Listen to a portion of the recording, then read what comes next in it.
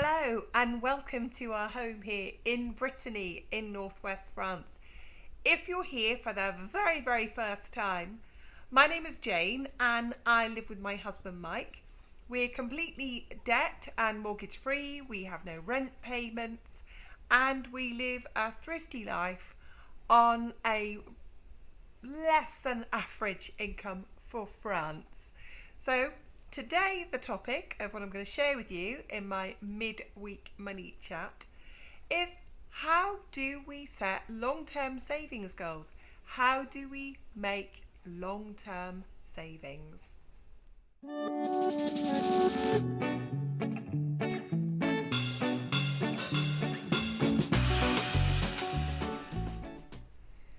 I need to give you some information first because I know some of you watching this will not be from the UK, will not be British, and you will save for your retirement very differently from us Brits.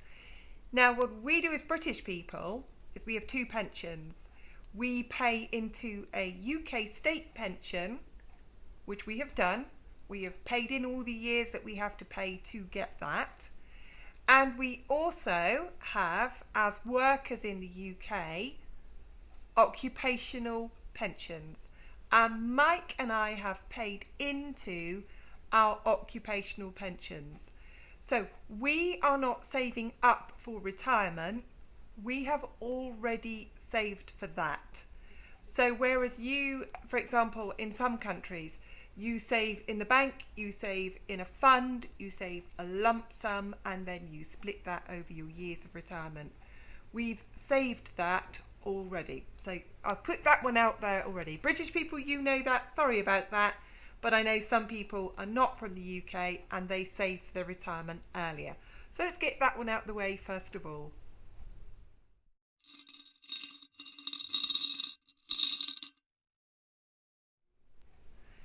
So let's put a quick scenario.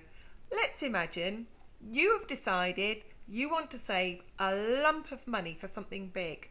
Some people might just borrow that money, but you don't want to do that.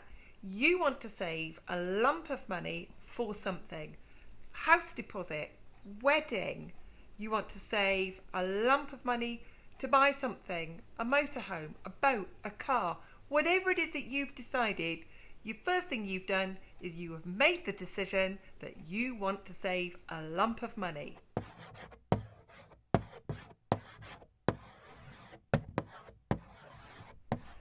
First of all, I'm not a financial advisor. I know nothing about banking. I'm just going to talk to you about what I do. Now, the first thing I do is I have a written budget every single month. And I make sure that within that written budget, there is a line in that written budget and it very clearly says savings. I have different savings. There will be a link below to our budgeting videos and you'll see in there how I break that down each month.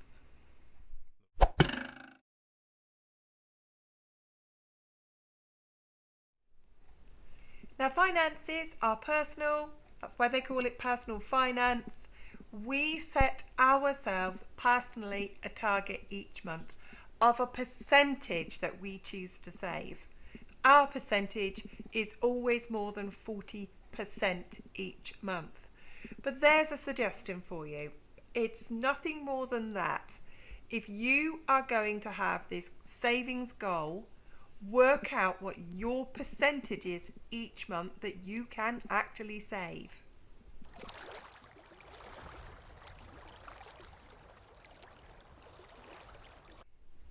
Now, personally for me, I can't just have this kind of vague target of savings. I've got to know exactly what I'm saving for.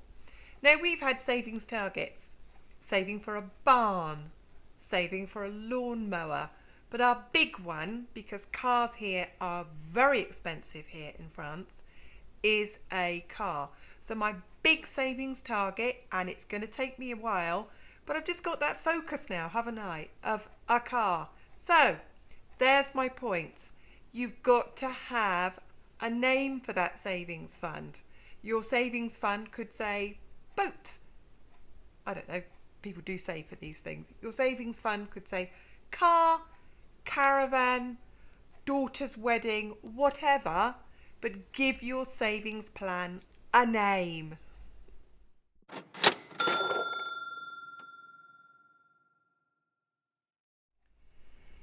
Now, whatever you are saving for, you're going to know, aren't you, what it's going to cost you. Now, if it's something like a car, motorhome, caravan, whatever, they come in different price brackets, don't they? There are things that cost more than others. So that's the next point. You need to set your amount. Now, we're on a journey with savings, but we break them down. Where we are at the moment, we have an €8,000 target that we are currently saving for. So that's our target at the moment. So we know our target is a car. We know our financial amount is €8,000. Set your amount that you are going to save.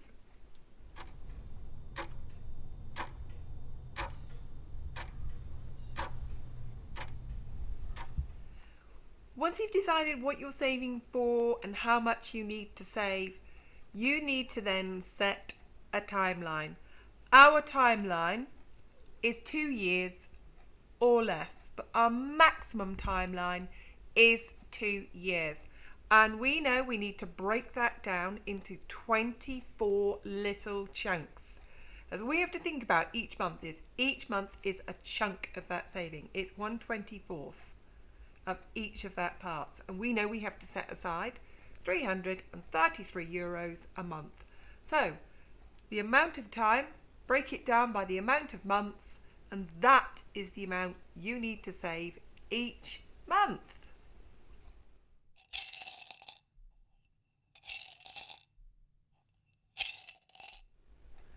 So we have this nominal amount of money of €333 that we have to save each month.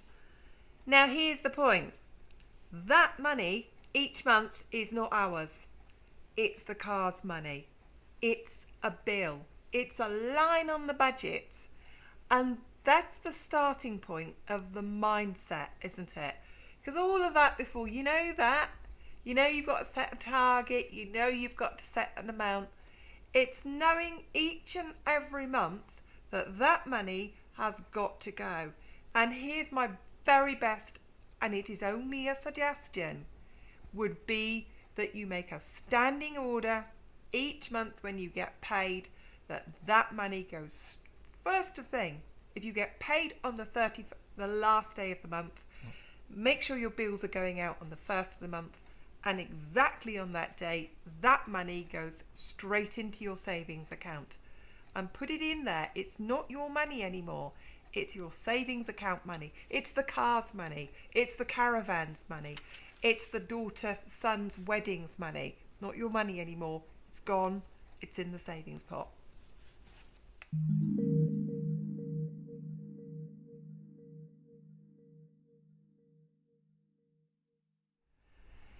So now I'm going to get into that. How do you keep that going? If you've ever been in debt, and at one stage we were seriously in debt, and then we had a seriously big mortgage that we had to pay down, that's well known in financial terms as being in storm mode, and you just power through it. Each month is that euphoric feeling that you just survived, that I'm alive and I've made it. But coming out the other side, and using another sort of boating analogy of just, you're in the doldrums, and that's what saving money can be like. It can be the same old, same old, same old, same old. So here's a very, very important point. If you do have a long-term savings goal, you've got to budget for sanity. And we have a line on our budget every single month. That means if we need to buy something for the house, we need to buy something for us, or we just want a coffee or watch a movie, that there's a little bit of something in that budget each month. So if there's any room in your budget, or you can make room in your budget, you've got to budget for sanity.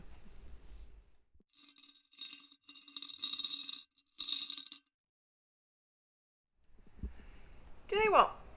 There's always somebody, isn't there? You know, the sub-post mistress who earn very little, the librarian, the people who don't earn very much money, but they just amass savings and retire with a really good savings pot because they've just done it.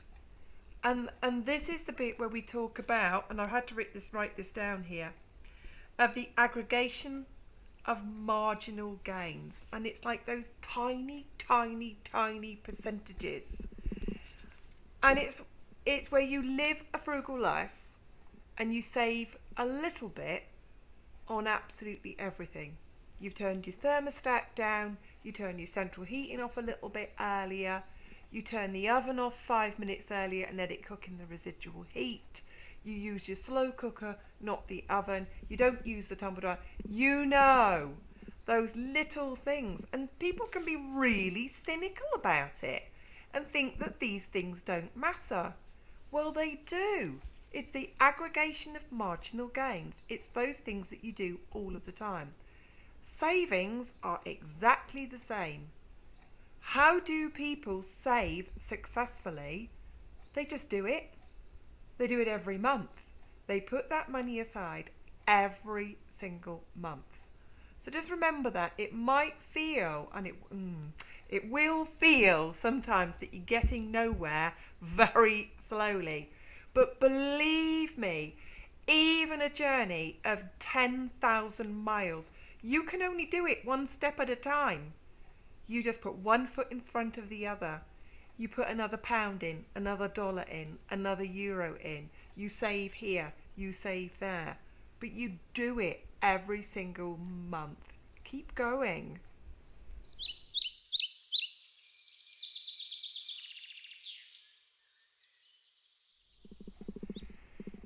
Now, I did a bit of research. Oh, there are as many fancy bank accounts and savings accounts as there are leaves on trees. They really are.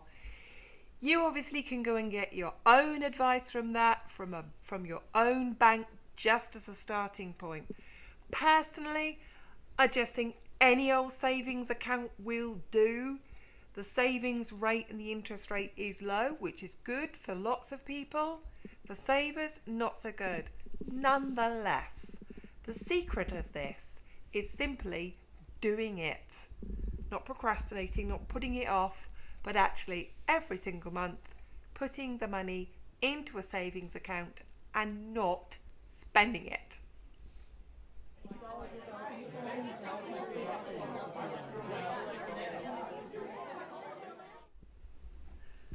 I think my final point will be that you are going to have, on any part of your frugal journey, whether it's paying off debt or saving or paying off your mortgage or any of those things, you are going to have your supporters. But believe me, you are going to meet your cynics. And all I would say from that is never, ever, ever allow the judgment of others to sway or change you on your journey and your savings. If you're turning around and saying to people, no, I'm not going to go out on that works do or meal, and if people are not seeing you in fancy new clothes, or they're seeing you driving round like we do in old the Berlingo, I don't care what people think of me. I know I'm on a savings journey. I know I will get there. And like I said, I will have my supporters and I will have my cynics, but I'm not going to allow them to affect my journey. Don't let them affect yours either. Stick to where you're going.